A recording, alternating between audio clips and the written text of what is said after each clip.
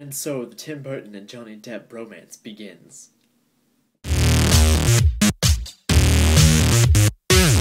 But seriously, Edward Scissorhands is by far one of those, those movies you watch or you mention it to someone and they're like, I know exactly what you're talking about.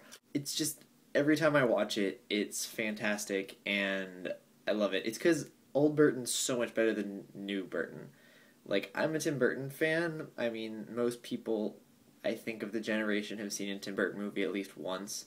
You ask anybody what their favorite is, it's probably Night Before Christmas, but I feel like that's almost more of a cult kind of thing, and not really, vindicative of his other movies.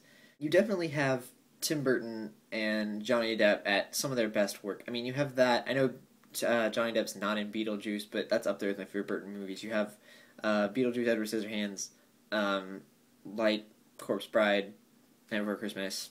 I mean, just things like that. They're just iconic Burton movies. When you think about it, that's what you think of. I mean, Batman too. That's one of those movies you watch and you realize it's Tim Burton.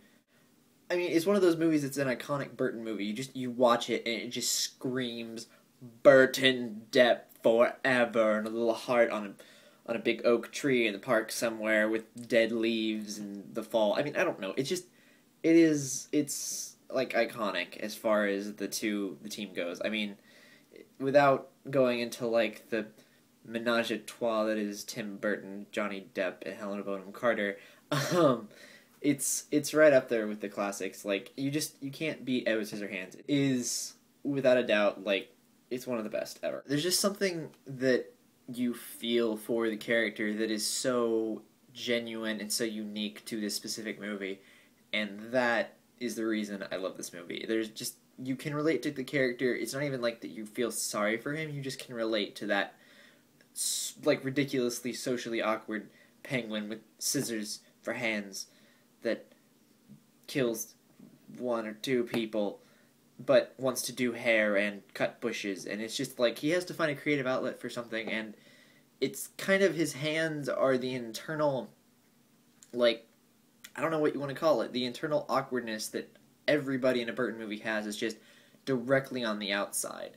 I mean, he doesn't fit in at all, and he's never going to, but he's still some sort of a hero, and you love him at the end of it. It's so different from some of the Tim Burton movies that have come out recently, where it's the characters seem kind of stale or almost just unimportant enough. In this, it's almost the character is the storyline. Edward Scissorhands is the storyline. I mean, the way he interacts with people, his friends, his little romance or whatever it's called, and it's really, really good, and you can't deny the fact that there is something really special about the movie, and you just can't really put your hands on because they're scissors and you'll kill someone.